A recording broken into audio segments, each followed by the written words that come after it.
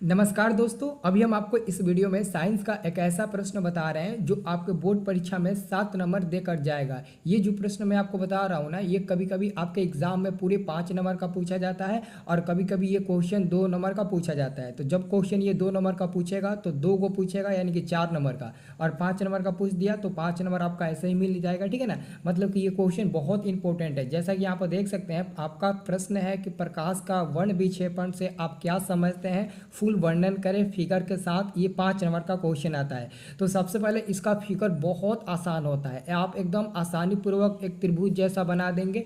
लेकिन सबसे पहले इसको कैसे बनाना है ये पहले आपको देखना जरूरी है।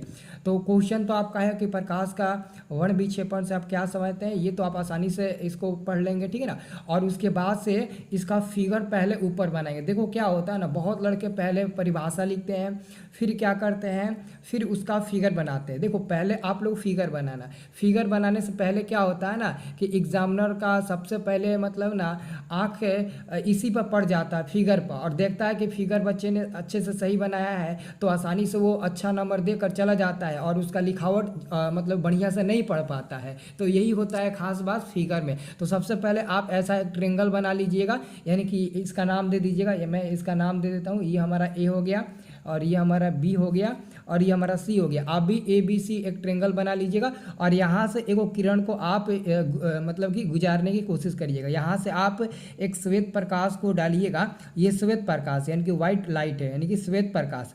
जब एक श्वेत प्रकाश को प्रिज्म से गुजारा जाता है तो देखो यहाँ से बहुत सारे कलर में विभक्त हो गया। यहाँ पर आपको ध्यान से समझना है, जो सूर्य का प्रकाश होता है ना, जो प्रकाश होता है श्वेत प्रकाश, वो 7 रंग का होता है, लेकिन आपको 7 गो रंग नहीं दिखाई देता है। अब वो 7 गो रंग को आपको कहाँ देखना है मैं आपको बता देता हूँ, यहीं पर आप एक्सपेरिमेंट आपका हो जाएगा। ठीक है ना, और आसानी से देख भी सकते हैं। तो जब आप श्वेत प्रकाश को यहाँ से गुजारेंगे तो देखो यहाँ मैंने यहाँ से यहाँ गुजारा, और यहाँ गुजारने के बाद प्रिज्म में क्या हुआ है ना, यही श्वेत प्रकाश 7 रंगों में विभक्त हो गया है। इधर देखो 7 रंगों में विभक्त हुआ है, और ये जो 7 रंग है ना, वो बाहर एक रंगीन पट्टी है। आप देखो मैंने इसको कलर कर दिया, आप लोग भी ऐसे कलर कर देना। ये हमारा क्या हो गया, रंगीन पट्टी हो गया। इसका क्या नाम दोगे आप, इसका नाम देना रंगीन पट्टी। क्या नाम देना, यहाँ पर आप लोग लिख देना रंगीन पट्टी है। ये हमारा क्या है, तो रंगीन पट्टी है। ठीक है ना, तो ये हमारा रंगीन पट्टी हो गया। ठीक है,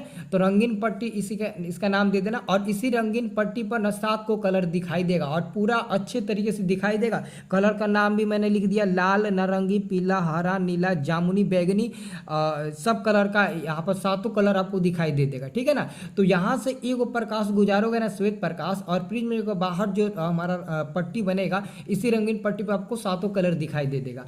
तो ये तो आपका फिगर हो गया, और नीचे आप प्रिज्म में नाम लिख देना। और इसका देखो परिभाषा कैसे लिखना, परिभाषा इसका कैसे लिखना है मैं आपको बता देता हूँ। यहाँ पर आपको ध्यान से देखना है, मैं खुद से आपको परिभाषा लिखा हूँ ताकि हमारी लिखावट की मदद से आप अच्छे से इसको याद कर सके। देखो मैंने क्या लिखा, मैंने लिखा प्रकाश का वर्ण विक्षेपण। जब श्वेत प्रकाश या सूर्य का प्रकाश क्या है, जब श्वेत प्रकाश या सूर्य का प्रकाश को एक प्रिज्म से होकर गुजारा जाता है तो वो अपने विभिन्न अवयवी रंगों में विभक्त हो जाता है।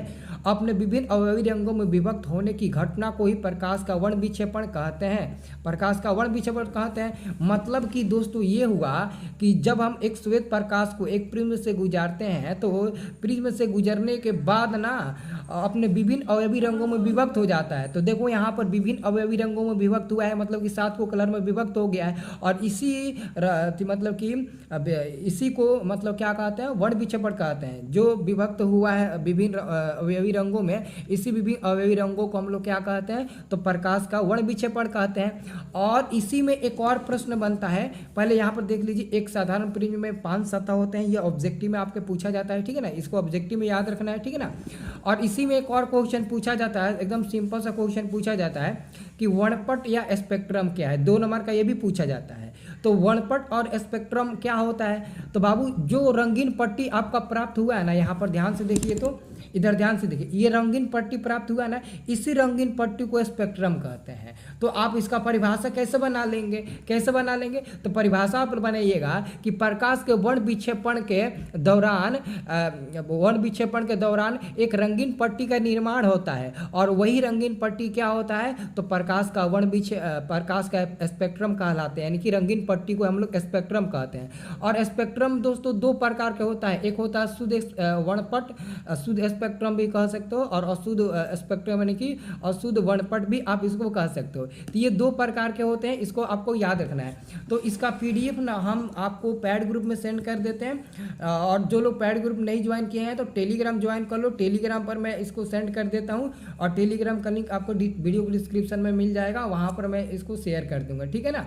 और इसको खूब अच्छे से फिगर बनाइएगा, फिर इसका परिभाषा लिखिएगा, और इसको याद रख लेना, ये इस बार के एग्जाम में आने वाला प्रश्न है, ठीक है ना छोटू।